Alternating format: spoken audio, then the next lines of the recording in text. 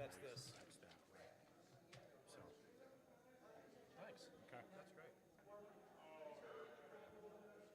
Set us up with the mics. Test. Yeah, he left. Right, that's what he had said. Correct. Everything's going great. Yeah, every Monday I'm on full cycle. Now Ralph picked me up. I'm on every Wednesday on the Race Day Las Vegas show. So that's broadcast in town too on What did you end up doing? KDAM and FM. And yeah, I do a lot of work with calls. So yeah, calls. It's only Jeff, Alex White, me, Kenny White, Chris, Vinny. I think they're coming out tonight. They said they're coming out. So we'll see. Yeah. Yes. So you like no, I didn't say Bruce. Yeah, I haven't heard from Bruce in quite a while. nice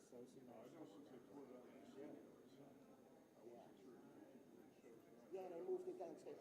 Yeah, they did. Yeah. And they cut out Frank Nicotero, to save a little scratch, because, Michael wants to see a little bottom line. But how many yachts could he jet ski behind? 49 derbies. Michael, it's like, why do you need a bank of slots? Leave it. Video, like, always goofing on that.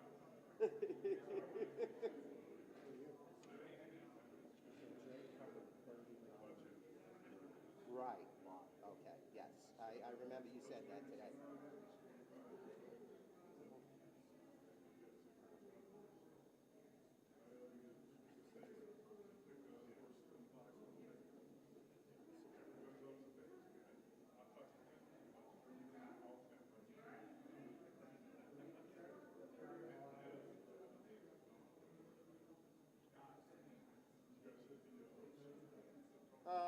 No, the winner was havable, but I didn't have that 4-horse.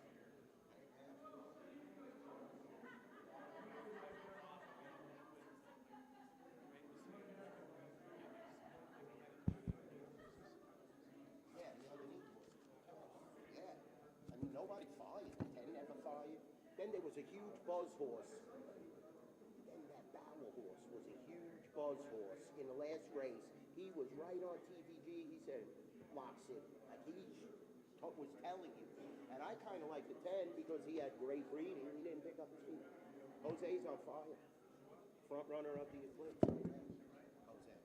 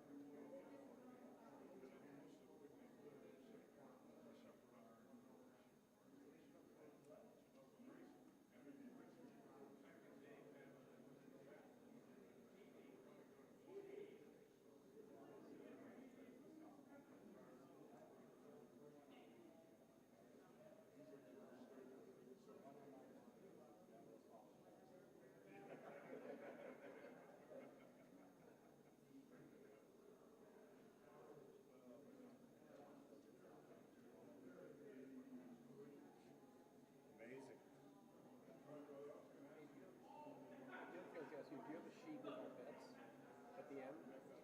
I have a slide, yeah. Like this? Yeah. Like a slide? Yes, Right. yeah. I have Duane's first, I think. Versus second. I'll just, when it comes up, I'll just. Yeah.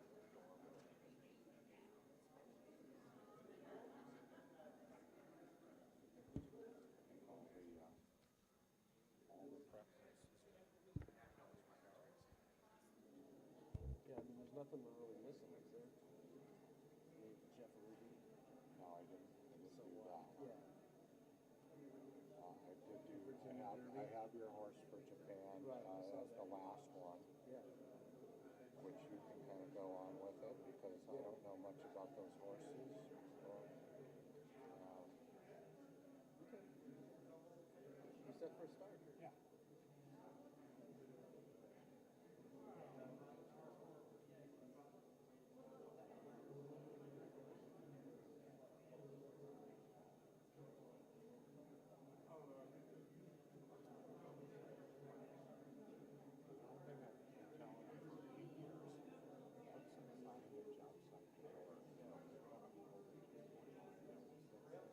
Right.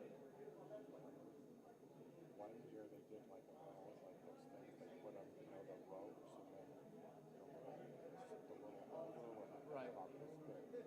I'm like, put the goddamn poster out there. Have some people see it. What are you gonna do? This job is not that easy. That's Can't be the promoter too. This is about what we get. Yeah. It's all right.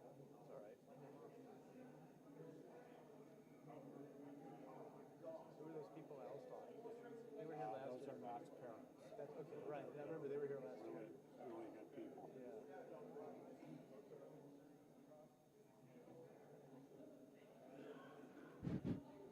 Yeah. So there's Vinny. Couple of more minutes to let the people file in. Thank you for joining us. A lot of new faces, a lot of familiar faces. I love it.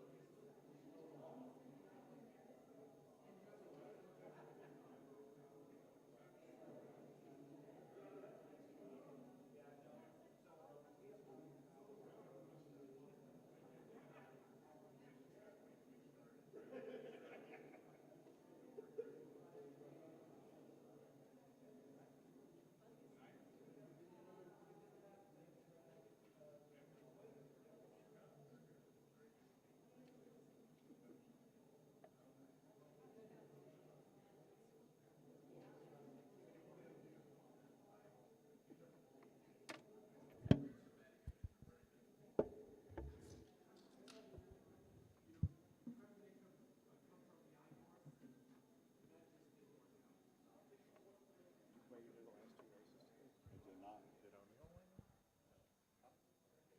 One quick question.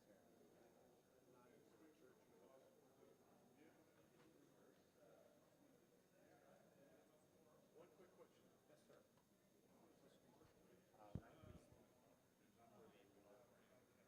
Oh, they're both.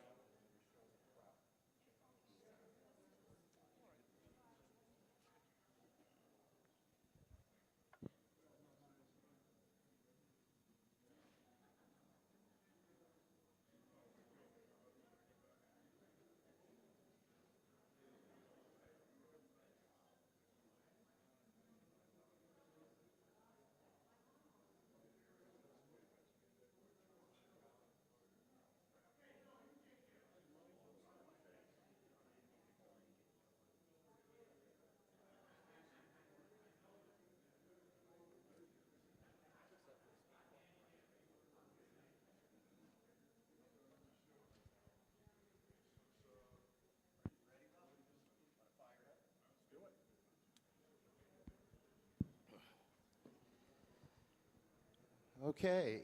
Hello, all. Thank you for joining us. I'm race and sports manager Duane Colucci. A lot of new faces, like I said, a lot of familiar faces. Thank you for joining us. This is a very special event. We hold it annually, and to have these two gentlemen join us and, share their expertise, it's just a phenomenal, phenomenal feeling, and, it's just awesome, awesome. Jay Privman joined us last year for the last seminar. 39 straight Kentucky Derbies Jay has attended, daily racing form. It was my pleasure to meet him in Del Mar through Bob. Just an amazing handicapper and horse personality, one of the best that I've ever come across. Jay Privman, it's such a pleasure to have you join us, Jay. Duane, thanks for having me back. I had a great time last year and happy to be here again. Thank you, guys. Definitely, definitely. Also, Mr. Bob Ike needs no introduction. When did we start this, Bob? We were talking about it. I think we started in 2018. 2018, right? And we ushered in a Triple Crown winner with Justify. So yeah, this definitely. is our 8th annual Kentucky Derby seminar. Thank you guys for coming. A lot of familiar faces. And we'll do our same format. We'll show the prep races leading up to the Derby and give our opinions. And Jay's going to kind of take over as the host here and ping pong it back and forth, and we're going to have a good time tonight. We need a few picks from Jay, though, too. Jay will throw his opinion in there without a doubt, absolutely. So, yes, thank you for joining. I think Bob wants to queue up. Hopefully, we could compare to last year's Kentucky Derby, the excitement of the finish. And we're just going to show you last year's Kentucky Derby as an introduction into what we're going to produce this year. Them across the track, then long shot Epic Ride, Mystic Dan toward the inside, Stronghold is next, then Fierceness, Sierra Leone and Forever Young still with work to do. Forever Young is starting to pick it up as they come toward the top of the stretch. It is Fierceness who's moving up on the outside of Track Phantom, and there on the far outside, here comes a run from Stronghold and Resilience has now moved up to take the lead as Fierceness is given way, coming by the 16th pole, and Mystic Dan is now come through on the inside. It is Mystic Dan down toward the inside with the lead in the final 16th. Forever Young, Sierra Leone is coming. These three coming down to the wire. Who's it going to be? Oh, it's a photo of the Derby. Oh, it's a photo. Was it Mystic Dan or was it Sierra Leone? Can we top that one this year? What do you think, Jay? I think it's going to be hard to top that. I think, though, this is an above-average Derby field. I think the quality of this race is pretty strong. Obviously, last year's field was terrific, but I think this is a good race. The Derbies, every year you wonder, is it going to be a good field, a bad field, somewhere in between? I think this is an above-average group of horses. And Jay, you're going to kind of host us. Talk about the weather situation. Today was not good. What are we looking at for tomorrow? It's supposed to be even worse for tomorrow. The forecast for tomorrow is for pretty extensive rain. It's hard to predict. I went, as Duane was saying, I went to the Derby 39 times, and I think I saw every possible permutation of weather that you could see. Hot and humid, raining, somewhere nice in between on some of the days, fortunately, when they actually say, the sunshine is bright on my old Kentucky home. Sometimes that actually does. Tomorrow, though, it really looks like it's going to be, the forecast is like for 2 inches of rain there. And hopefully it'll hit early enough that it'll clear out by Derby time, but obviously it's a long day. It's probably 7 hours from the first race till the Derbies run, so I think you're going to have to kind of go to school on how the track's playing and just pay attention to see if there's any trends that way. But I doubt we're going to have a fast track. Baffert is back, but as I said, but just barely. One of his horses scratched yesterday, Rodriguez, and one of them's on the rail, last year's 2-year-old champion. Right, that's Citizen Bull, and we'll take a look at his last prep race, the Santa Anita Derby, in a few minutes. As Bob mentioned, Bob Baffert was suspended by Churchill Downs. He did not participate in 3 straight Derbies. He's back this year, but barely. It's really interesting. A lot of these trainers really focus on trying to win the Kentucky Derby in terms of their purchases of yearling colts or 2-year-olds in training. Baffert, Todd Pletcher. Combined this year, Todd Pletcher and Bob Baffert have as many horses in the Kentucky Derby as Lonnie Briley, the trainer of coal battle. So you can try and corner the market like the Hunt brothers did in Silver when it comes to the Kentucky Derby, but it doesn't usually work out that way. So Baffert's back. He won a race today already, so, you know, he already made his presence felt, and he does have the most Kentucky Derby wins as a trainer. Actually, he's tied now. They took one away. Right. Yeah, he had 7. They brought it back down to 6. Now, you always have to fear Bob Baffert. I don't care what the horse looks like on paper, especially with this track now, the way it changed with this sloppy, it's going to be a quagmire. So, you know, I always respect Bob, but I do agree with Jay. There's better horses in the field this year, in my opinion. Duane, you follow Florida and New York racing really closely. How surprised are you that Pletcher has ended up without a horse in the race, especially for your man Rapoli being scratched with Grande? You know, it's shocking. Todd usually has a huge contingency, and you can follow it through Saratoga. Starting, you know, this year in July, you'll be able to see how many 2-year-olds he has, and just not to get one to the post, but he's another one whose horse broke the track record today over the course at Churchill. So these trainers, they might not have the equity in the Kentucky Derby, I like to say, this year, but Pletcher and Baffert are just amazing. So. And Bob, for you and I, Michael McCarthy is someone you and I have known for more than 2 decades, really. I first met him when he was an assistant to Doug Peterson, who at one point in his Doug Peterson's career trained Seattle Slew as a 4-year-old, and he ended up on the West Coast. Then Michael was an assistant to Ben Cecil, and then for 11 years he worked as an assistant to Todd Pletcher, and now he's been out on his own for not quite a decade. But we know him both as a horse trainer and a top trainer, but we know him socially too. He's a good friend of both of ours, and you've had some fun experiences with him over the years, including one time when I don't think he was appreciative of the way you handled a bar tab. Yeah, Michael McCarthy used to be known as Whitey. He was kind of a screwball. I go back to when he worked for Steve Young as an assistant, and as Jay said, Doug Peterson. So I'm a few years older, but we probably met, I don't know, I was in my mid-20s to late 20s. He was a little bit younger, and it was after a particularly bad day at Del Mar. So didn't stop us from going out. We went to a place, I think it was called maybe J.J. McGuire's back then, Jimmy O's, I don't know. It's been so many different things. And I had enough money in my pocket for 1 beer. And he and I were drinking together, and I somehow tried to slither up to the bar and get 1 beer without him noticing. And when I came back with 1 beer, he called me a lot of names that had F involved in it, and cheap F. And anyway, we go back a long ways. The guy you see now, the deadly serious guy who became that after working for Todd Pletcher, is not the way he used to be back in the day. He was a very much free-spirited, kind of a goofy guy. And he still is a bit, too, because very much like Todd Pletcher, you know, what you see publicly is kind of what they want you to see publicly. On TV, they're very buttoned up, very respectful, and they're respectful to us, too.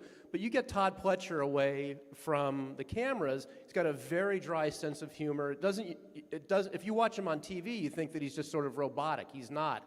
And Michael has, I think, from the years that he worked under Todd Pletcher, kind of took on the same approach, don't you think? He has the same sort of clipped answers, very short, right. Very serious. So not only do I like his horse, but I like him, and it would just be, you know, a great thrill, I think, for both of us to see this guy who we've known for 30 years or so go on to win the Derby. And Duane, if you come to Del Mar, we'll get Michael out and try to get him a little less serious and, you know, have... I think they're all the same. Keep them out past 9 o'clock. The limelight will do that to every trainer. I think they're all the same with their dry humor or their, you know, outgoing personalities when they're not in front of the camera. But, yeah, you know, McCarthy's a great trainer, so he's got the favorite. He's holding all the hands, all the cards in the deck right now. You know, some other horses are starting to take action. Sandman's starting to take a ton, you know, in the future wagering. So we're going to keep our eye on this. But I think McCarthy's an excellent conditioner. He has an excellent horse and a great chance here. One of the things I like about him, Bob, is that I think he can train any kind of horse. He trains fillies, colts, short, Won long. a stakes race today at Churchill Right. on the dirt. Yeah. You know, grass horses, dirt horses, young horses, old horses. I mean, he really is a well-rounded trainer, not somebody. There's a lot of trainers, right, Duane, who you sort of pigeonhole as like, well, he can train a grass horse, but that's about it, right? Right. Yeah. Or a claimer, but that's Right, about it. But right. McCarthy, to me, But that's the whole problem with his rider is perceived as well, we'll get to that in a as moment when turf, we watch as a turf when we rider. watch the Santa Anita Derby. And let's get into that after that Yeah. ag bullet ride today. Forget about it. Jay, I updated this next graphic. Just, I think it's interesting. Which preps have been productive since 2000? What do you make of this, Jay? Arkansas Derby produced Mystic Dan last year. I mean, I think it just shows that the Kentucky Derby winner can come from just about anywhere except the Wood Memorial. And this year it really turned out to be the kiss of death, the Wood Memorial, because the top two horses from the race are the two horses who've been scratched from the field from 21 down to 19. So not only is it a curse to win the Wood Memorial going into the Kentucky Derby, sometimes, like this year, you don't even make it to the Kentucky Derby. And you'll notice in the very last row, the last race listed there is the Haskell, and you'll probably go like, wait a minute, isn't the Haskell run at Monmouth in the summer? Well, that was the COVID year. The Haskell ended up being the prep for Baffert's horse, for Authentic. Derby. Yeah, the Labor Day weekend Kentucky Derby that Authentic won. So that's why the Haskell's on there, and I would like to think that will be its one and only time it'll ever be on this list. So hopefully some of you picked up the piece of paper that Janine had out at the table. We're going to show you 6 Derby prep races, and what I did was put the post position of the horses coming out of that particular race. So the first one we're going to show is the Santa Anita Derby. Journalism was number 1, Citizen Bull was number 2 in the race, and Baeza was number 5. So if you guys want to get right into the preps, let's start showing that, and then we'll talk about each of the horses that come out of those particular prep races. So the first one, and it's only because Citizen Bull drew number 1 in the Kentucky Derby, and we're going to take them in order. So we come up with the Santa Anita Derby first. It was a lively race considering there are only 5 horses in the field. So here it is, and for the call, Frank Miramati. Loaded smoothly. And they're off in the Santa Anita Derby. And a very even break. Citizen Bull is flashing his natural speed. He's got company immediately from Westwood, and Journalism backs off the top pair. Barnes will come from off the pace today, and Baeza is at the back of the field. So it is the long shot Westwood who gets to the front. Martin Garcia guides Citizen Bull to his outside now, and will run in the 2-path to the 6 furlong pole. Journalism is down at the rail, joined by Barnes. Barnes takes 3rd as they move toward the back stretch, and Baeza is at the back. Just 3.5 lengths covers the field, and it is Westwood on even terms with Citizen Bull. They race together as one. 2.5 more lengths back to Barnes in 3rd. Baeza is inching forward. He's getting into the race right away. And there goes Baeza after Citizen Bull, who has the lead past the 5/8 pole. Journalism is down at the rail. Extremely compact field. There's a half-mile left to go in the Santa Anita Derby, and it's the 2-year-old champ, Citizen Bull, and Martin Garcia just in front. Westwood is now backing out of it. Baeza running a big race. He's clearly in 2nd. Journalism is hard-ridden at the back of the field, and the trailer is Barnes. They're coming to the quarter pole, and Citizen Bull's been in front throughout. Baeza up alongside the challenge, and now Journalism is revving up a clear-cut 3rd. They're at the top of the stretch in the Santa Anita Derby, and here's Baeza. Baeza forges past Citizen Bull, and Journalism is kicking into high gear. Journalism and Baeza in a Santa Anita Derby showdown. It is Journalism just in front of Baeza. Write this down. Journalism is the best in the West as he wins the Santa Anita Derby. Baeza punched his ticket to Louisville. Duane, what did you think of Umberto Rispoli's ride in the Santa Anita Derby? Well, it looked like he was getting in trouble on the rail, that, you know, the horse was stopping in front of him, that 3-horse, and, you know, he had to react quickly, which he did. He got the horse to the outside, but look at, on the gallop out, you notice that Journalism is passed once again. I think it was a hard effort for Journalism. He had to work him over to get that horse into good position. Now, it was an excellent finish. I mean, you could see these are two of the best horses in the race, without a doubt. The Baffert horses are way behind. Barnes was another Baffert horse. So, you know, this was definitely one of the key prep races, if you ask me.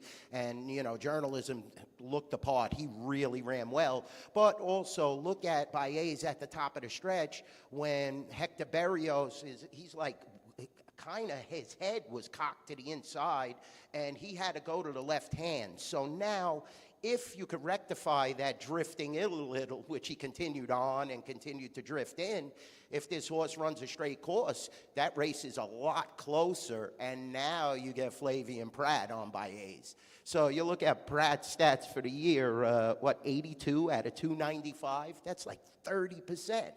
I mean, definitely it's either him or Irad Ortiz as the top rider in the world. And now for Flavien Prat to tell you know, he was listed on another horse, and to tell that trainer, look, if Baeza, he draws in, I'm riding this horse, that gives me tons of confidence. And also keep in mind, I'm a big Ragozin sheet user.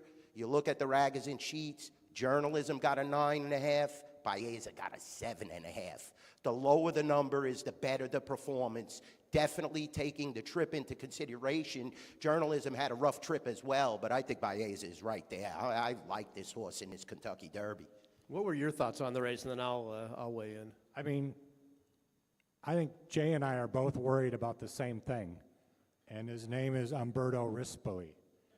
He's a good rider. He can put up some great rides, and he did one today on the dirt, riding Michael McCarthy's horse, and then he put up a bonehead ride on A.G. Bullitt a couple races later.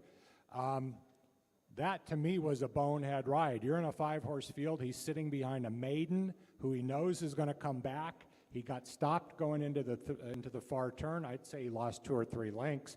For him to re-rally, I thought it was extremely impressive.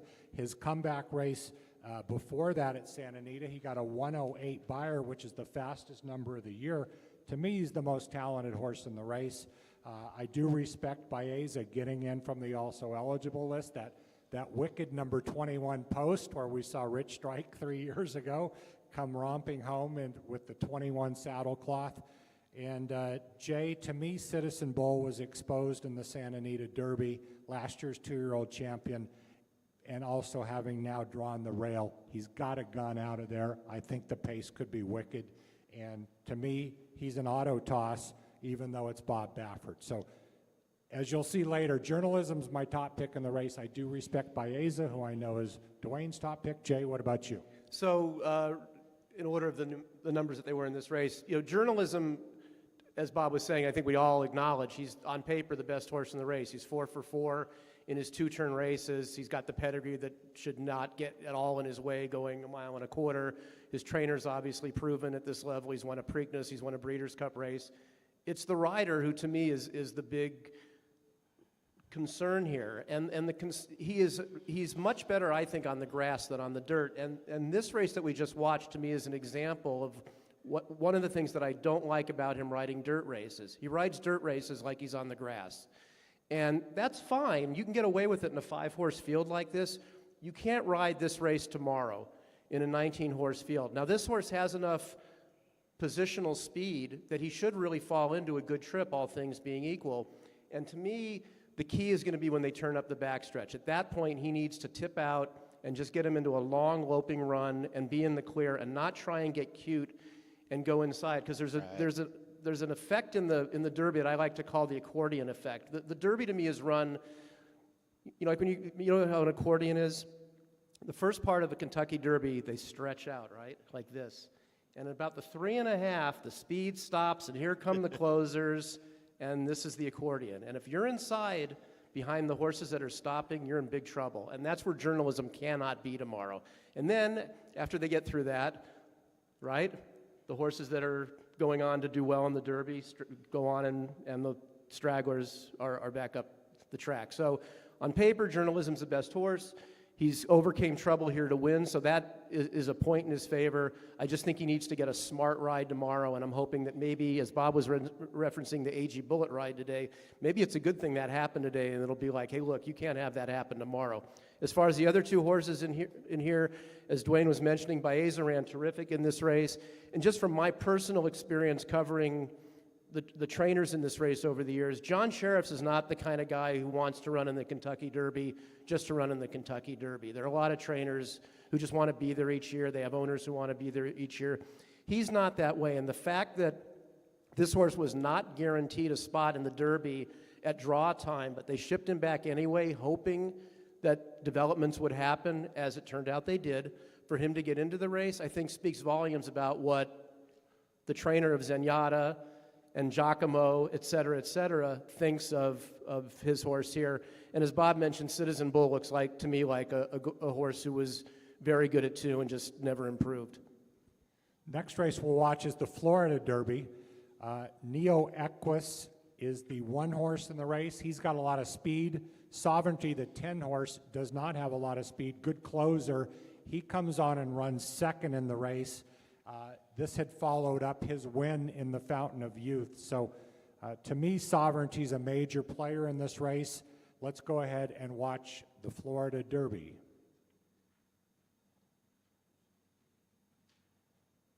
Now the 74th running of the Florida Derby. They're in the gate. And they're off in the Florida Derby. It was an excellent start for Tapan Street from his outside gate, but speed at the inside from Neo Equos, and Neo Equos floats off the inside and leads the way in the run to the first turn. Neo Equos out in the 4 lane. He's floating out Mataquette Road, who's going to run with him. Indecisiveness takes back to race in 3rd. After a smooth break, Tapan Street settles into race in 4th now. Down to the inside goes Smokin' Boy. Working between them is Jimmy's Dailies. He's a length and a half in front of Enter to Dragon. Manny Franco has the race favorite Sovereignty 3rd last. Cool Intentions is 2nd last, and Disruptor is last of the 10 behind an opening quarter of 23-1. Less than 6 furlongs to go. They're chasing Mike Smith and Mataquette Road. They lead by a length over Neo Equos in 2nd. Jorge Ruiz has hold of Long Shot Indecisiveness. He's 3rd at the inside. He's 3 better than the team of Tapan Street, who's racing together with Jimmy's Dailies. They're about 6 lengths off the speed. Smokin' Boy is next. Sovereignty's making steady progress here. He's in the blue colors, 5 lengths behind. He just went by Enter the Dragon and Smokin' Boy. Disruptor's in it amongst rivals, and now the trailer is Cool Intentions as they speed around the far turn. 3 furlongs remains in the Florida Derby, and the leader is Mataquette Road by a head. Up on the outside, Neo Equos is 2nd. Let go for a move now. It's Luis Saez on Tapan Street. He strides into 3rd. On his back, it's the favorite Sovereignty, who warms to the task within 5 lengths of the lead. They move by 3/4 in 1:11 and 3. They're a quarter of a mile from home. It's still a sitting chilly Mike Smith on Mataquette Road. Zayas all over Neo Equos, and Tapan Street swung to their center of the racetrack. They're an 1/8 of a mile from home. Here comes Tapan Street, surging forward now to take the lead. Sovereignty runs at him from the outside with a 16th to go. If you're looking for a shortcut to Louisville, take a ride on Tapan Street. He wins the Florida Derby by a length and a half. 2nd is Sovereignty. 3rd is Neo Equos. 4th is Mataquette Road. Disruptors up. So Tapan Street won that race. As you know, he subsequently was injured. It was a minor injury, but it's keeping him out of the Kentucky Derby. Sovereignty 2nd, and Nequos faded in the race after pressing the pace. Bob, just what's your takeaway of these 2 horses? Well, Neo Equus, I don't think can win the race. He can add to the pace, which we all kind of think is going to be a hot pace tomorrow with 4 or 5 committed front runners in the race, and him being down in the 2-hole, he's going to have to be used. But I did like the race of Sovereignty. It was a race he didn't have to win. He already had the points to get in. Tapan Street needed to be 1st or 2nd in that race in order to get on. As Jay said, unfortunately, he got hurt in the race. I think he would have been a major player tomorrow. But I really like the way Sovereignty finished up. The trainer, Bill Mott, is, a Hall of Famer. Now he can turn the screws a little bit from the month or 5 weeks he's had in between. And I think this horse, with a fast pace in front of him, is going to run on and could be very dangerous. I'm going to be surprised if Sovereignty is not a horse who's finishing up and at least in the top 2 or 3 tomorrow. Yeah, I just want to emphasize one of the points Bob made, which was something that I thought going into the race, and I thought it played out that way. Intent in these prep races, I think, is always something you need to look at. And Sovereignty had won the previous race, the Fountain of Youth, and by virtue of that had enough points to run in the Kentucky Derby. So it wasn't as essential for him to win this race. I'm sure they wanted to win. It's a big race. But to Bob's point, what he was saying, I don't know that Bill Mott had Sovereignty as tight for the Florida Derby as maybe Brad Cox did with Tappan Street. And I think you're going to see a better Sovereignty tomorrow than you saw in the Florida Derby. Duane, what do you think of these two? Yeah, definitely. Sovereignty is a beast. And keep in mind also, his regular rider was on the shelf for this race, Junior Alvarado, who will get back aboard. Manny Franco's a great rider, don't get me wrong. He rode well. But you could see he really wasn't asking the horse to exert himself super strong at the end. He just put the whip away, went to the hand ride, didn't need to win. Also, keep in mind, this horse has already won over the Churchill Downs race course. Huge. There's only a couple of horses in the race that have won at Churchill. This is one of them, which makes him even more intriguing. And he actually broke his maiden in a grade 3. And if you look at that race in the racing form, he beat a lot of these horses. I mean, Sandman he beat in that race. And Sandman's taking a ton of money right now as wagering goes on. This horse is definitely the horse to beat, in my opinion. He's going to come very late, similar to Sierra Leone, similar to, Forever Young. They're going to make that close. And, this horse definitely, if he takes to the slop, which the track should be off, he's going to be one of the horses to beat. And his trainer is a legend. I mean, Bill Mott, over 4,000 victories. He's one of the best trainers in the world. And, like I said, that combination with Junior Alvarado is so strong. He didn't need to win that race, like Jay Privman said. So definitely he's got enough left in the tank, and the distance will not be a question. Definitely one of the horses to beat, in my opinion. Bob, let's take a look at the Bluegrass, which has the most Derby runners exiting it. We've got Render Judgment, Burnham Square, Owen Almighty, and East Avenue all coming out of this race. Yeah, this is a race that was run fast early and kind of slow late. You'll see East Avenue, who is the 5-horse, really being used to get to the front and struck me as a need-the-lead kind of horse, which will be interesting tomorrow to see how that plays out. Owen Almighty kind of stalked him. The winner of this race was Burnham Square, who came from far back and got up right at the wire. It was an exciting race. I don't know how strong the race was, but we can debate that later. Let's go ahead and watch this race. And this was the Bluegrass at Keeneland.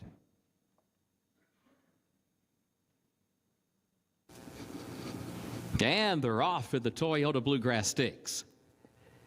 There goes Owen Almighty, and East Avenue goes with him. Owen Almighty, East Avenue come right to the front as a team as they head down into the first turn. East Avenue from the outside moves up and is determined to have the lead. Clears now with the lead. Gets over to the rail, and East Avenue will guide the field around the first turn. Opens up by 3 lengths. Owen Almighty is second by 2.5 here early on with River Thames in third position, and is followed by Render Judgment against the rail in fourth, a half length. Chancer McPatrick fifth on his outside. Admiral Dennis is sixth, and Burnham Square last of the 7. Running 10 lengths off the lead. The opening quarter went in 22.95 seconds. East Avenue, the leader. East Avenue, a 3-length lead. Midpoint of the backstretch. Owen Almighty, second, 3/4 of a length. River Thames, third up on the outside. Then a gap of 2 more lengths. Render Judgment is fourth by just a neck. Chancer McPatrick is still there with him in fifth. Followed by Admiral Dennis in sixth. And Burnham Square last of the 7. 46.95 seconds the time for the first half mile. Over to the far turn they go. East Avenue, the leader by 2 lengths. Owen Almighty is second by just over 2. And now River Thames picks up the chase from third. Render Judgment is fourth. Chancer McPatrick is 6 lengths off the lead in fifth. Burnham Square has to go wide from last. Around Admiral Dennis, they move for the top of the stretch. East Avenue, the lead now down to just 1 length. Owen Almighty is in second position off the turn. River Thames is in third. Burnham Square still has a lot of work to do. Moves out to the center of the racetrack. Coming into the final furlong. Owen Almighty challenging East Avenue. River Thames seeks to join them. Admiral Dennis runs late toward the rail. Burnham Square from the outside. They've got to get East Avenue. He's got the lead in deep stretch. He leads a length and a half. River Thames is still trying. Burnham Square unleashing a final try down to the wire. Burnham Square gets there. A last to first run in the Toyota Bluegrass. Duane, when I see a race like this, when I see 7 horses that are within 4 lengths from first to last, to me, that's an indictment of the field. What do you think, though, of the horses coming out of here? Well, you know, I really don't think much of the winner because you could see the fast pace out there. I actually give the second horse more credit for hanging in there. I mean, you've seen Owen Almighty past East Avenue in the stretch, but he collapsed and East Avenue kept going. Now, a great point by Bob and Jay. It seems like this horse needs the lead. I'm not so sure. You know, I think he's going to go out to the lead, but the outside and the inside, their hands are forced from those posts. So maybe East Avenue will be 3rd, 4th early on. If he could rate, he has great mud breeding. He could definitely play a factor in this race. But if he just goes out and spins his wheels and they create this massive, massive pace, that's when the closers, you know, the journalisms and the sovereignties and Baillet's, they're going to suck them up. And it seems like there's a lot of pace in this Kentucky Derby. And this is one of the major pace players in the race in East Avenue. You know, naturally, Burnham Square, Brian Hernandez, excellent rider. He won the Derby last year. He won the Oaks. He's a fabulous, fabulous rider when it comes to Churchill Downs. Ian Wilkes, you know, he's a good trainer, but he's not one of the top trainers in the United States, in my opinion. And I just think this horse picked up the pieces, and he barely won. I mean, I still look at that photo, and I'm like, wow, he just got up. I mean, that was really, really close.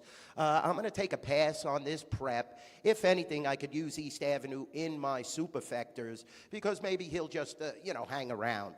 But I don't think much of Burnham Square, and the rest were just collapsing. I mean, tough race to really go on, and it's the shortest distance between the Derby and the other prep races, so keep that in mind. That's a good point. This race was delayed 3 days because of weather, so these horses are coming back in 25 days as opposed to the Santa Anita Derby horses that are coming out 28 days. Is there anybody from here that you want to use, or anybody? Well, Jay, here? I know you have a lot of you were very close with Carl Nafsker. Yes. Ian Wilkes was his assistant. You watched Nafsker prepare Derby winners, and I know you think Burnham Square is coming up to his best race. Whether that's good enough, we don't know, but I, like you, think he's training well enough to at least run on and get a piece of this thing. Yeah, this was the horse that, for this field, that I struggled with the most because of the points Bob made. I think whatever Burnham Square is capable of doing, you'll see the best of it tomorrow because Ian Wilkes was the exercise rider for Unbridled when Carl Nafsker won his first Kentucky Derby, and he was the assistant trainer for Street Sense when Carl Nafsker won his second Kentucky Derby. And Carl Nafsker was as good as I've seen at building a horse up for the Derby by using preps as what that word means, preps. Always seeing the horse advance, and then, boom, on Derby Day, they ran their best race. So I think Burnham Square is, whatever he's capable of doing, I think you're going to see it tomorrow. But I keep coming back to what this race shows, and I just don't think he's quite good enough, even if he runs what I think will be the best race of his life tomorrow. If he ends up in the gimmicks, I'm going to really be upset because I'm going to leave him out because I just don't think he's good enough. But you know, I mean, I might throw him in like for 3rd or 4th or something like that in tries or supers. You're going to see an exacta box from me later where I don't use him because I don't think he's one of the top 2 in the race. But I kept coming back to just how this race was all bunched together at the finish, and I'm just sort of taking a big X through all 4 of them. I can see that. I'm not a fan of Render Judgment. He'll be, 80-1 in the race. I'm not a fan of East Avenue. Jay, just one other quick note, talking about owners sometimes doing right by the horse and sometimes doing wrong by the horse. Now, when Owen Almighty ran, coming out of the Bluegrass, they said, we're going in the Pat Day Mile, which is an undercard race tomorrow, 1 mile around 1 turn. Lo and behold, these owners who spent a good amount of money for him and other horses. They overruled, and Owen Almighty is in the Derby tomorrow. I think he wants 0 part of a mile and a quarter. No, I agree with you. I think he's going to be one of the horses that contributes to what looks on paper to be a fairly lively pace in here. You know, I do think, as Bob and Duane were referencing, I think East Avenue, he's shown in his performances that he has to have the lead to run his best races. When he makes the lead, he runs great, and when he doesn't, he's terrible. Citizen Bull's got to go from the rail, and there's several others in here that I think need to be on or near the lead, and it should be a quick pace, and I just think Owen Almighty is just going to contribute to that, and by the time they get to the far turn, he's going to be part of that accordion that's going to be going the other direction. Correct. The Got good breeding, though. The next race is the Arkansas Derby, and you talk about fast early, slow late. They flew. This was a wicked duel. You're going to see this and say, what are these jockeys doing? As Trevor Denman would say, it looked like two guys that had never ridden before, and here they are, you know, top jockeys, but they went and ding-donged. Sandman, big white horse, comes running on. He's going to get the win in here. Publisher, who's still a maiden, has not won a race. He finished second with a solid finish. And Jay, kind of the feel-good story of the whole Derby is Cole Battle with his trainer, who does not have a lot of horses, has never had this kind of opportunity, but he's done a heck of a job with this horse. No, he's done very well with Cole Battle, has Lonnie Briley, and he has one more horse in the Derby than does Todd Pletcher, so good on him. So let's watch the Arkansas Derby, and then we'll kind of evaluate what we've seen. The last one goes in. You know what that means. We're ready to go. They're off in the 89th Arkansas Derby. Slow break from the maiden. Publisher and Cornucopian's taking it to him from the word go as an arrow lead on Cole Battle, who's keen here. Cole Battle wants to get after the leaders. He's on restraint to take back to third.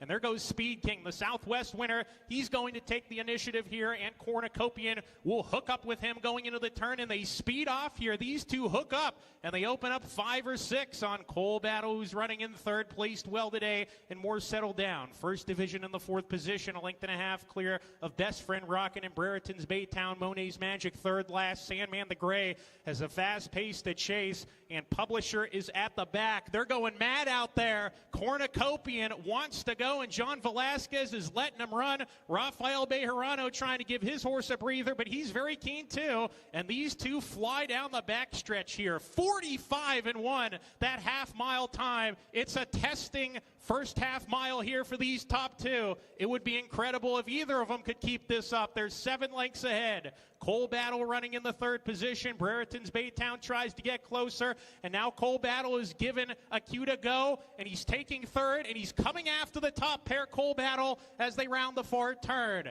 It's Cornucopian, Speed King coming back to the group. Here's Sandman threatening to run a big one, and Cole Battle, Speed King's done. Cornucopian, the dirt has turned into quicksand. He's done as they come to the top of the stretch here. Cole Battle, Sandman going at it, and Publisher trying to break his maiden in the Arkansas Derby. Cole Battle has lost the lead to Sandman. Publisher, the only threat to beat him. Sandman, he's green, drifting around here. It's Sandman in front by 2. Publisher is second, and Sandman, he's run his A race, and he gets a confidence booster heading to Kentucky. Sandman does it. The son of Tappet for Mark Cassie and Jose Ortiz win the Arkansas Derby. So, Bob, the top 3 finishers in this race are running tomorrow. Publisher, Sandman, and Cole Battle. What did you think of them? I really have a hard time evaluating Sandman. I don't know what to make of this horse. It was a setup. We call it the race shape. Fast early. It's obviously had to set up for a closer. He's a horse who always finishes. I've watched his last 3 races. You saw it maybe at the 16th pole. He kind of came out and made a little bit of a right-hand turn. He's done that 3 races in a row. I don't think you can make that mistake in the Derby. And the fact, like Duane said, he's getting hammered, right? He's like 6-1 in the betting. Now he's like 7-2. I think I saw. Oh, okay. So to me, he's just undervalued, and maybe he's just, you know, going to go on and be a good horse and be able to make up that kind of ground. But given how fast this race was early and how slow they came home at the price, I'm going to try to beat Sandman. Publisher still the maiden. He hasn't been able to get past Sandman. And I think Cole Battle showed distance limitations there. He sat back, he kind of got to the lead, and then at the 16th pole, he was emptied out. He's had a lot of hard races, or at least a lot of races in a short period of time, and I think maybe the Cinderella story kind of comes to an end there. So I think I'm going to take a stand against the Arkansas Derby as one that was just kind of a setup. Duane, what do you think of these three? I agree with the Cole Battle. Definitely came back. He had the first jump, and he wasn't able to kick on. I think he's a little over-raced. Sandman, yeah, he's a little quirky, but the money is coming in massively on this horse. Maybe James Hetfield there today. I seen. Maybe there's just a bunch of Metallica fans. He was there. Yeah, he was there today. You know, he must have unloaded, opened up the checkbook on this horse. So, you know, you're getting Jose Ortiz, who right now is the front runner for the Eclipse Award for the first quarter of the season, in my opinion. If you're watching this kid, he is riding better than his brother right now. And Mark Cassie, too, he's been conditioning phenomenally in this early half of the season, or quarter of the season. So this horse really has everything going for him. I mean, he seems a little slower on the buyers and the Ragazins than Journalism, Baez, and the horses we discussed. But if he gets that kick going, he could definitely be a major factor. He's a little quirky. I trust though, Mark Cassie, to get that, you know, little jostle out of him. And Publisher, you know, normally you might have seen a claim of foul there, but he was clear of Publisher. So he was able to get away with that swaying. And, you know, he beat some quality horses. Cornucopian was supposed to be his come-out party. And I think Baffert's running him now at Aqueduct. You know, he spun his wheels and just stopped. Had a little at the top of the stretch. Like we said, Cole Battle took control, but Sandman just blew by him. So this horse, I can't get a great read like Bob said, but he's a major player, and the money that he's taking, somebody knows something on track. What do you think, Jay? I mean, I'm not a fan of these horses. One of the things, obviously the race shape flattered the top two finishers, Sandman and Publisher in that order. And I look at these two, the thing that goes through my mind is, you know, what would journalism have done in the same situation? What would Sovereignty have done in the same situation? To me, they'd have run probably better because I think they're better horses. So I think the race made Publisher and Sandman and Publisher look better than they actually are because they got kind of served on a silver platter this race. The pace is going to be fast, I think, tomorrow. It's not going to be that fast. I mean, that was just, even the announcer was saying these two can't keep this up. It was just obvious as it unfolded. They went 45-2 for the first half mile, and it was a race shape where the late runners had to do well the way it came up. And I just think these horses are maybe a cut below the better finishers in tomorrow's race. So I think we're all kind of in agreement as to the merits of these three for more or less. One point with Publisher, he's been outworking Tistastic easily. So keep that in mind if you're, you know, looking at both of Asmussen's horses. Plus you get Irad Ortiz on Publisher, and he's been really dominating. They've been working in tandem, and I've been watching these workouts, and Publisher is much more fit, it seems to me. And the race sets up a little better, in my opinion, for Publisher. I definitely think he could get a piece of the superfecta, you know, just if he keeps going the way he is, but it seems like second and third itis, so use him behind, in my opinion. I think it was an impressive race. You know, everything does set up similar, in my opinion, to this race where we're going to have a lot of speed out there, guys. All right, let's move on, Bob, to the Louisiana Derby, our penultimate video. Yeah, the Louisiana Derby, 2 horses. Chunk of Gold's the 2. The winner, Tistastic, is the 3. This race run at 1 mile and 3/16 at the fairgrounds. We'll watch it and talk about it. I have a feeling none of us are ultra thrilled with this prep or the horses maybe that come out of it. Here is the Louisiana Derby. They're off in the TwinSpires.com Louisiana Derby. And John Hancock was sharply away. Here's John Hancock to the early lead from Yinzer. Furio was right there with the white blinkers and built close up in between horses. Chunk of Gold with Caldera. Vassimo, Hypnus gets position and angles toward the inside part of the track. And back of Hypnus is Tistastic, and Instant Replay is last as they enter the first turn. It's John Hancock. So with pole position For Flavian Pratt, it's John Hancock, who's made a very easy early lead as they go to the back of the track. And on the outside is Yinzer, who follows John Hancock and built his third with the Rail Furio alongside running in fourth. Chunk of Gold settles into this run here in fifth. Then on the outside is Caldera, who's next in sixth. Farther back to Vassimo with Hypnus, Tistastic, and the trail remains instant replay. The quarter for John Hancock, 22.99 seconds. The half mile for the front runner, 46.84 seconds. And now they're in the vicinity of the half mile pole here in the Louisiana Derby. And it's still John Hancock.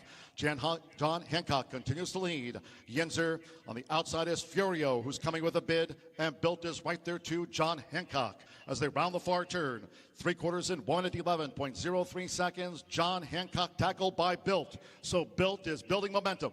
For Jose Ortiz, here's Built, who's on even terms with John Hancock. As these two battle to the top of the stretch, Chunk of Gold is right there, Tistastic. Furio has dropped back. Hypnus, and on the far outside, Vassimo. As they straighten away, instant replay is moving from out of the backfield, but it's Built, and Built has taken the lead here for Jose Ortiz. It's Built in front. John Hancock has given way. Right there is Chunk of Gold between horses, and on the outside, Tistastic. As they come past the 16th with Joel Rosario, it's Tistastic now pulling clear from Chunk of Gold. Instant replay. Tistastic on top of the Louisiana Derby. Tistastic won by just over 2 from Chunk of Gold. Instant replay third, and John Hancock. So, Bob, the 1-2 finishers out of this race go on to the Derby. Tistastic, the winner, rallied from behind. Chunk of Gold, a little bit closer to the pace. You sort of alluded to your overall thoughts, but do you want to just elaborate a little more on Yeah, these? I mean, I just, this race leaves me a little bit cold. I just didn't think it was a great race. Obviously, I have a ton of respect for the trainer of Tistastic, even though Steve Asmussen's still looking for his first Derby win. He's won everything else you can possibly win, and he's going to get a Derby one of these days. Great trainer. His horses show up on the big days.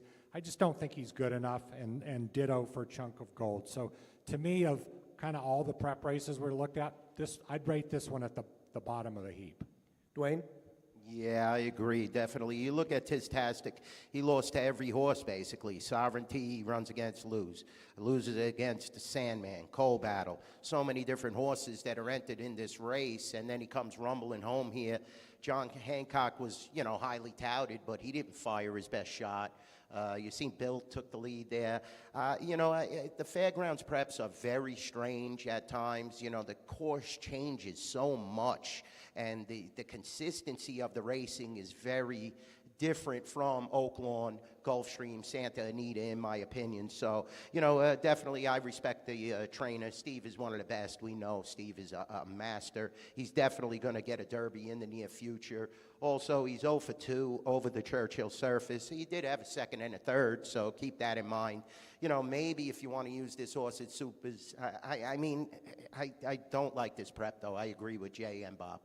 So I'm going to give just a little bit of love to Chunk of Gold because I thought the way the race unfolded, he was the closest to a pretty hot pace and was still around at the finish. The first horse and the third horse came from way downtown, and this horse I thought made kind of an aggressive move at the 3/8 pole when he didn't really need to be sent that much. To me, he's kind of the weirdo horse who could be a blow-up gimmicks kind of horse. On paper, he's a cut below. But I thought the way the race unfolded, he ran a really good race under the circumstances. And while, he's not my top 2 or 3, he ran well enough here that when we show you guys our bets later, I've got him sprinkled into a wide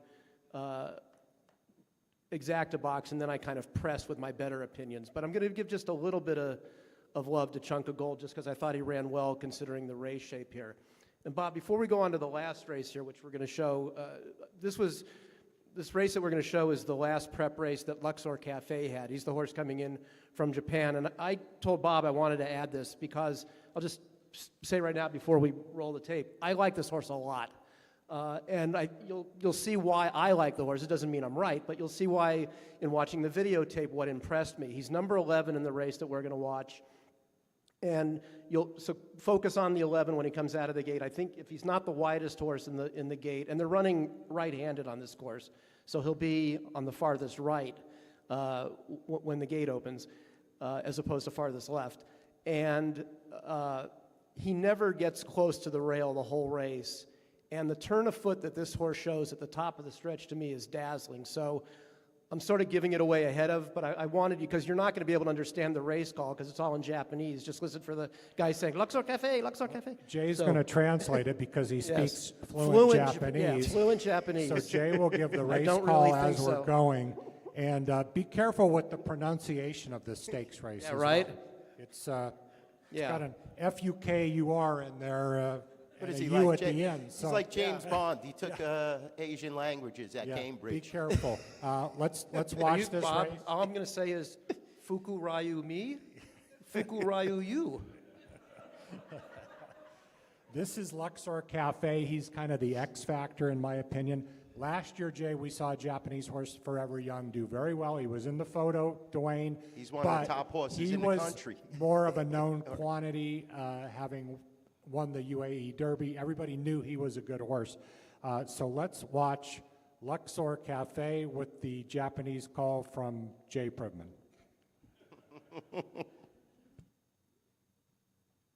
Again, he's number 11 on the far outside. スタートしました。11番ルクソールカフェ好スタートを切っています。まずは外目からじわっと10番コシュデリ出ようとしますが、3番オタマジャクシ、4番イサナ、そして5番コスモコンフェルマ、これら先行。この集団に10番コシュデリもつけていきました。これらの後ろ11番ルクソールカフェ中段の外目、このうちに1番ゴールデンクラウド並んでいって、スタンド前から1コーナー2馬身ぐらい後ろ、2番ルヴァン・ユニベール、9番ベルベルコンパス、その後7番シュラザックが続いていきました。イムホテプは後ろから2頭目、名将随分最高峰。馬群が2コーナーにかかります。4番のイサナ逃げました。リードを体半分、追って外5番コスモコンフェルマ2番手、2コーナーから向こう正面です。1馬身半差、10番コシュデリが3番手、インの4番手、3番オタマジャクシです。この後1番ゴールデンクラウド、この外に11番ルクソールカフェ並んでいきます。先頭までは5馬身ぐらいです。1馬身半差中段にかけて2番ルヴァン・ユニベール、外に9番ベルベルコンパスが並んでいきます。800を切って 1000m、 1分3秒1で通過しました。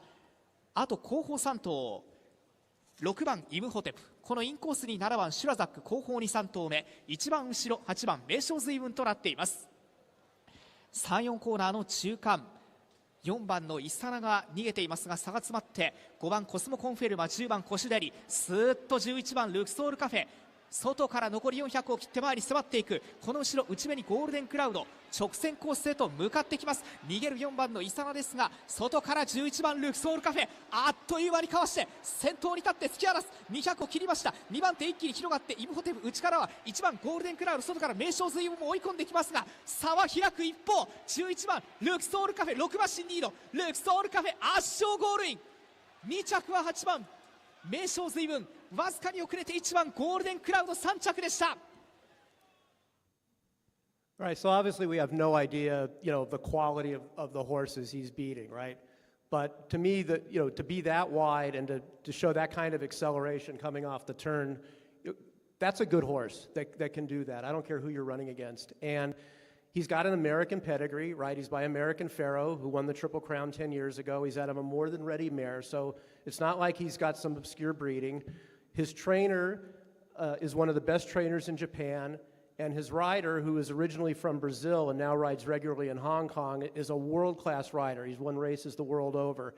And I think the fact that this horse didn't run in the UAE Derby has made him a little more of an under-the-radar kind of horse. And I just ask you guys, most of you are big racing fans. How many of you had seen that race before right now? So 2 or 3, 4 people maybe. And I think that's one of the reasons he hasn't gotten as much buzz this week, is I don't know how many people have actually seen the race. And to me, when you watch it, it's kind of like, that horse is all right. So now you guys can tell me why I'm wrong. Go ahead, Duane. Well, the whole thing is, like you said, Jay, what is he beating? Look at the odds. He's 30 cents on the dollar every race. And you're going to see this horse less than 10 to 1. And he beat Admire Daytona by a nose in their maiden race. And he's going to be about 40 or 50 to 1. Now, he came back and then beat him by 3 lengths. This horse admired Daytona, then won the UAE Derby. This horse skipped it. I'm just skeptical of who is he beating here. I like the fact, though, that he's 3 for 4 over a wet surface. Very important. American Pharaoh breeding is monstrous when you're dealing with a wet surface. But it's just the fact that what is he beating? That he's 30 cents on the dollar, 80 cents, $1.80, 30 cents, $1.30. And he lost some of these races. I mean, he didn't break his maiden until like after the Breeders' Cup from our perspective. So I don't compare this horse at all to Forever Young, in my opinion. I think this is a pass, even though I saw this race, and it's very, very impressive. The time, okay, it's 152. We're seeing other horses run 149, but that looks like a thick race course, and he was eased up at the end. So, you know, definitely some ups and downs. I'm going to probably take a pass, though, because I don't think he's beaten nobody. Bob? I'm straddling the fence. I like what you said. I like what you said. I don't know what to make of this horse. I don't have a good read on him. I think I had a pretty good read that Forever Young was a good horse. The Japanese, however, have gone all over the world and proven that they can compete at the highest level. Their horsemen know what they're doing, and the horses come ready to run. So it wouldn't shock me if he were to win or if he were to run 17th. I really don't have a good feel on this horse. But for you, Jay. Hey, his Ragozins are comparable, though, in one point. He does have a nice Ragozin number, very comparable to Sovereignty. And, you know, if that plays out, he could be right there, and it's over a wet course. Always remember this horse has an affinity for a wet racetrack, which it's going to be tomorrow, like Jay said. All right, let's make some money. How are we going to make some money? Each of us have put up our plays for the Derby and as well as a couple other things on tomorrow's great card, by the way. The undercard tomorrow looks like a Breeders' Cup card. You can make money all day long. You don't have to just wait for the Derby because there are opportunities in big fields. Maybe we can get some miracle with the weather. I don't know, but that's the only thing that's going to dampen our spirits tomorrow. So here are Duane's Derby bets. Take us through it, Duane. Yeah, I'm going with Baeza. I just feel like the boy said that John Sheriff's, Zenyatta's trainer, Giacomo, this guy knows exactly what to do. He had the screws tight. He knew he was going to draw in. You're getting Flavian Pratt. I really like that prep, and it's, Bob is all over journalism. So, when you're that close to the favorite and you're just starting a very lightly raced horse, this horse could definitely make some noise. You have to overcome the post, but Pratt will know exactly what to do. And, there's going to be a lot of horses gunning, so he should be able to draft and get good position. Sovereignty's going to be tough. I mean, he's going to be coming late. And I'm telling you, Junior Alvarado's going to be pumped up. Mott is going to have this horse at his full capabilities. The pace is going to unfold, and Baez is going to have to hold this horse off, in my opinion. I think Publisher also, he's going to be closing late just because he doesn't always break too well, and he's going to have to come from behind, but he's used to that. He's used to the dirt getting kicked in his face. You've seen Sandman swerved right in front of him, kicked a little more dirt in his face. So, I think this is definitely set up for closers. I think there's a ton of speed in this race. So, I really like Baeza. Probably my fourth horse would be the favorite. Journalism, it's hard to find any faults. I just think that he's going to get into trouble because of Umberto Rispoli. That's the whole key there. I'm going to key him in the trifectas, Baez, on top of the 8, 12, 13, and 18. $12 tickets, very economical. The Super Box, like I said, I'm going to throw in the favorite and my top 3 selections. I really think Baez has an excellent chance. That prep was just amazing. And, Bob is all over, like I said, loves that journalism. And you saw the gallop out. Baez kicked back in and was by him. Lightly raced horse. Let's hope we get lucky.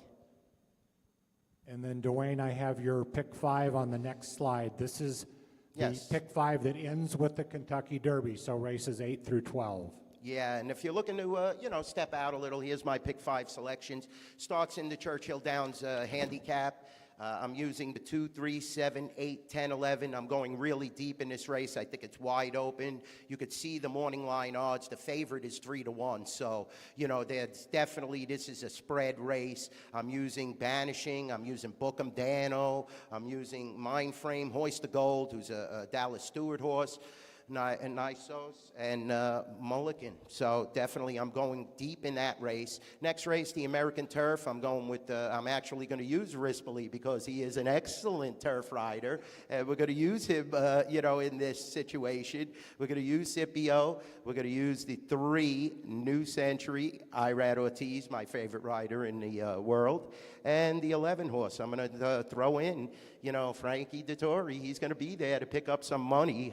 And you know Frankie, he's one of the best riders ever to get on a horse. So definitely going to use them. The next race then we go on, I'm going to use Copian and a long shot there, Vendetta. So, you know, I'm going for the gusto here. Next race, Integration. Once again, I'm using Frankie Dettori. You know, Running Fee, Flavian Pratt, Spirit of St. Louis.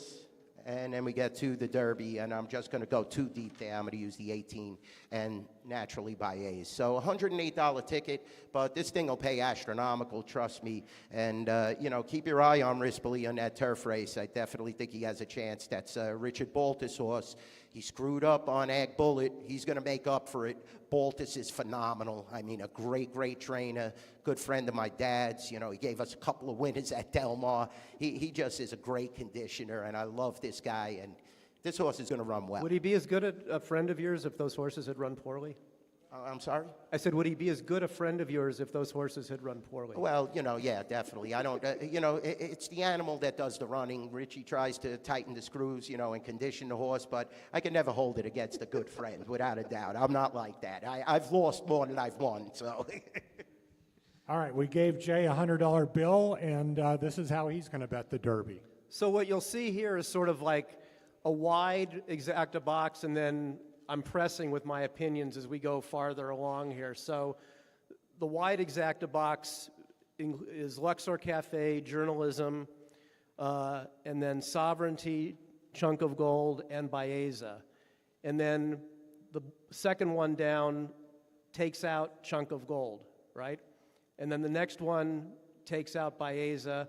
And then finally the last one, the $2 box, 7, 8, those are my top 2. Luxor Cafe and Journalism. The reason I've done it this way is I'm pressing with what I think are my stronger opinions. I want to have it if I'm wrong with maybe one of the horses that I ranked 3rd or 4th, but if I'm right about my top 2, I end up having it for $7 as opposed to just, you know, $2 or $3. And then I'm going to make a straight win bet on Luxor Cafe. That's the remaining $40 for my $100 Derby bets. And then you'll see at the bottom there, I was looking through the card to come up with like another play maybe earlier as a bankroll builder. And it's funny the way you look at races. The pick 5 is the 8th race, starts there. And Duane cast a pretty wide net there. I singled a horse in my double, and Bob likes a completely different horse as a single in his doubles that you'll see in a moment. But I really like Mindframe in here. I think this is one of the best horses in the country at 7/8 or a mile. This is going to be his prep for the Met Mile. And I watched tapes of his works on XBTV, and he's training out of his mind at Palm Beach Downs. So I think he's going to fire fresh after his comeback win, but I think he's going to move forward off of that. And then for the next race, the American Turf, I'm using 3 horses. The Colucci's best friend, Richard Baltus, has number 2, Scipio, and then also Zulu Kingdom, and Giocoso is kind of a wise guy long shot that I like there. So races 8 and 9, 7 with 2, 7, 9. Bob? All right, well, I'm traditionally a trifecta player in the Derby, and this year will be no different. So my top 4, Journalism, Sovereignty, Burnham Square, Baeza. I'm going to play the Tri-King Journalism in the 1st and 2nd spot, and I'm just going to use 2 of my contenders to go with them. Sovereignty, who I think will be 2nd or 3rd choice in the race. Burnham Square, because he's going to be a solid price and he'll be finishing in the race. I didn't use Baeza in the try, but I will use him in my exacta try and superfecta box. I think Baeza is going to be a little bit of a wise guy horse tomorrow, take some money, and I'm just not sure it's going to be warranted. So my try, the two trifectas, each of them are $34 plays, and then the exacta try and superfecta box of 4 horses there. I had 2 other plays on the card that I looked at earlier in the day. 5th race, this is a really nice turf race, the Churchill Distaff. I like number 2, Moving On Up, who's 5-1 on the morning line. And then I'll go mano a mano with Jay here in the 8th race. He likes Mind Frame, and I like number 10, Nisos, who's been away for about 15 months for Bob Baffert. I thought he was the best 3-year-old in the country last year. He didn't make it to the Derby, but he's training well, he's drawn outside, and he's a square price at 4-1. That's the last slide, guys. I think we open it up for some questions. Challenge us, tell us we're crazy or we're right on. There's a mic in the middle here, that way everybody can hear your question. So if you have one, please step up and ask away. Can't believe you're giving love to Pletcher after all that, Jay. He likes Mind Frame. All right, guys, thanks a lot. You mentioned pace of the Derby throughout and seeing it being hot. Of any horses that are going to be sent or near the front of the race, which horse would you each pick to carry on and maybe hit the board? East Avenue. He was battle tested in that bluegrass. It's the shortest, though, in between the preps, but I really was impressed with that. I mean, he just kept going, and these guys up all over Burnham Square, and it was a nose, it was a millimeter, and, he had to do everything to get up there, but the horse seems to like the lead. You could see in his back pass performances, and I think he could, if he's fit enough, hang in there. I might agree with Duane on that just because I'm looking through these other speed horses, and I just don't think they have the quality to hold on. East Avenue was a horse who won his first 2 like he was going to be the second coming, and then he broke horribly in the Breeders' Cup Juvenile. He comes back in the Risen Star. He ran horribly. Everybody had written him out of the Derby at that point, and then he came to life last time. Sometimes, Jay, when you think there's 5 or 6 speeds, there ends up being 1 speed. Right. I mean, that's what happened with War Emblem when he won. Everybody thought there'd be a hot pace, and he and Proud Citizen ran 1-2 around the racetrack the whole way. On paper, I don't like any of the front runners. I guess, like the guys were saying, East Avenue's maybe the most likely of the pace horses, but I just think he needs to have the lead, and Citizen Bull's going to go from the rail, and I don't know that he's going to make the lead. And I could see these two going at it early and neither of them surviving. So I'm not keen on anybody who's going to be right on the lead. I like some of the ones that are going to be just behind them, but not anybody who's right on the pace. I think one thing that Jay and I would agree on journalism, he's not slow. No. He's a tactical horse. But if 4 or 5 of them want to go out there and he sits 5 or 6 or 7 lengths behind, I would be very happy with that scenario. And in a big field, as opposed to a 5-horse field where they all sort of bunch, they will spread out. I think if the pace is as fast as we think it's going to be, they're going to be spread out 25 lengths from front to back. I think journalism's going to have plenty of time to find his spot, and then if somebody wants to make that move, he gets first jump on them. Right. And please, Umberto, go outside. Don't come down. Don't come up the rail trying to win the Derby.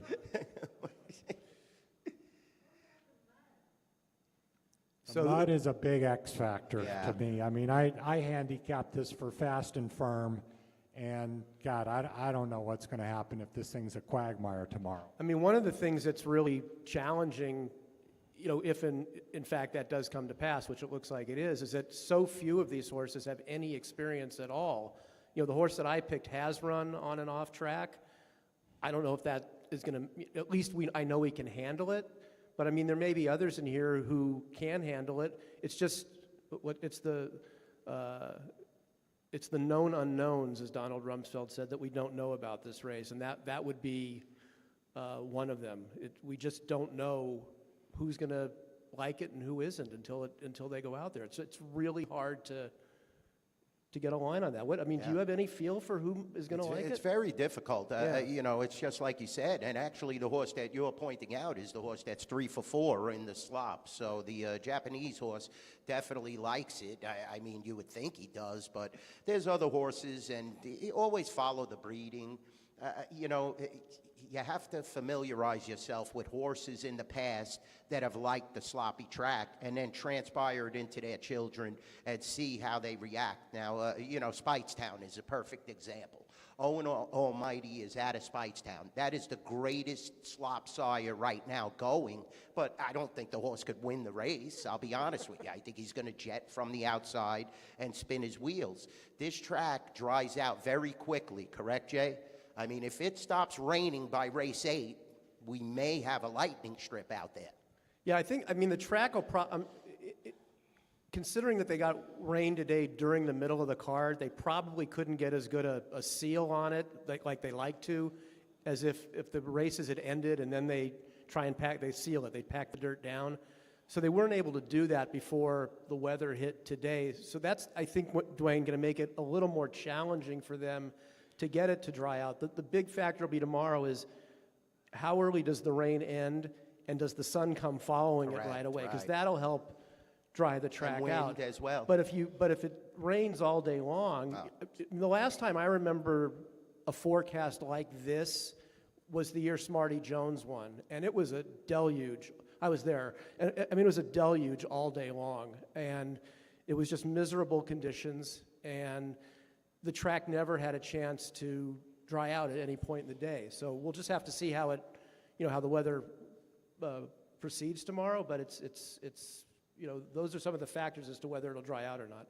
Yeah, definitely. And you have to keep your eye on it. Watch the races and watch how the horses are running in the prior races. If speed is dominating, which it did on a dry track the first 3 days of this Churchill meet, use that as a handicapping tool. If the speed is carrying and they keep going and going, that's most likely how it's going to carry the racehorses in the Kentucky Derby. It's all about knowledge and absorbing what you could watch, and the prior races are so key, especially on the turf as well. Is it going to be a plodding course? Are they going to be kicking up divots?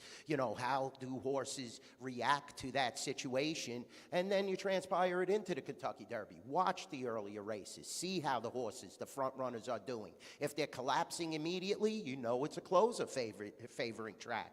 It's all about just watching the card, pay attention, get some knowledge, and just everybody has a chance in this race. That's why the Kentucky Derby is so great. Mind That Bird, Rich Strike. These horses have won the Kentucky Derby and never won another race. So keep that in mind. Any horse has a chance. Do not get scared by the odds. Do not get scared by anything. Everybody has a chance. Anybody else? Yes, ma'am. Yeah.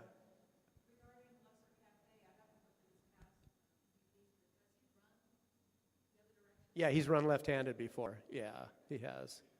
So it won't be completely unfamiliar. Yeah. Anybody else?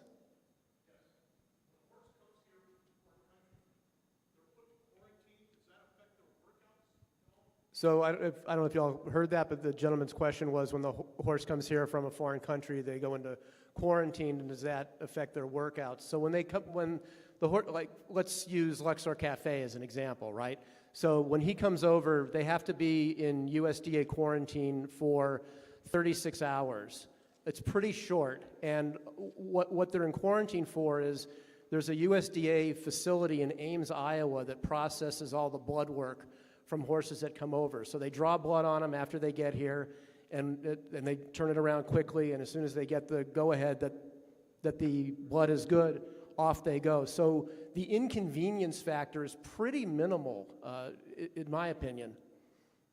And there's a separate training time, is there not, for the quarantine horses? Not for the quarantine horses, for the Derby horses. Okay. There has been in the past, but they've gotten it to the point where they don't have to have them completely training on their own. Yes, sir.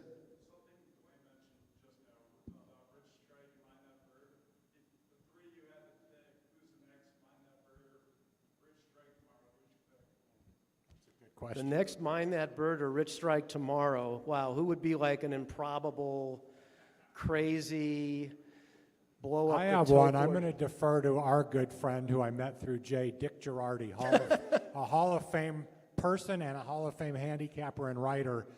He gave me Final Gambit as his crazy long shot who could flop into something. There you go. Here's a horse, he's never been on dirt. He's had a turf race and 3 synthetics, so we don't even know how he'll handle the dirt.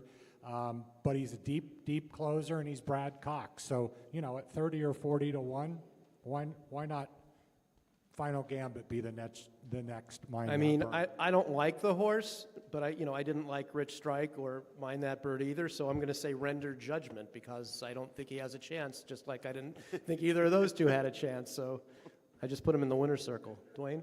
I would probably say Publisher. I think his odds are going to be 30, 40 to 1. I mean, nothing like, Mind That Bird, but I think he definitely has a chance. Final Gambit, he dominated in the Jeff Ruby. It was real nice. It was over a poly track, and I followed that Turfway meet very, I bet a lot on that meet, and he definitely dominated some decent horses that, California Burrito, who's running earlier in the card tomorrow. So, he has a chance, but I would say Publisher, he'll light it up. He'll pay $60. So, I mean, that's a good win mutual in my opinion. Anybody else? Don't be bashful. Good turnout tonight. Thank you, guys. Vinny, Yeah, thanks thank for you. coming, Matt. Thank you. Matt Give putting yourself us a on hand. VSIN. Appreciate you guys coming out. Really appreciate it. Yeah, thank you, Matt.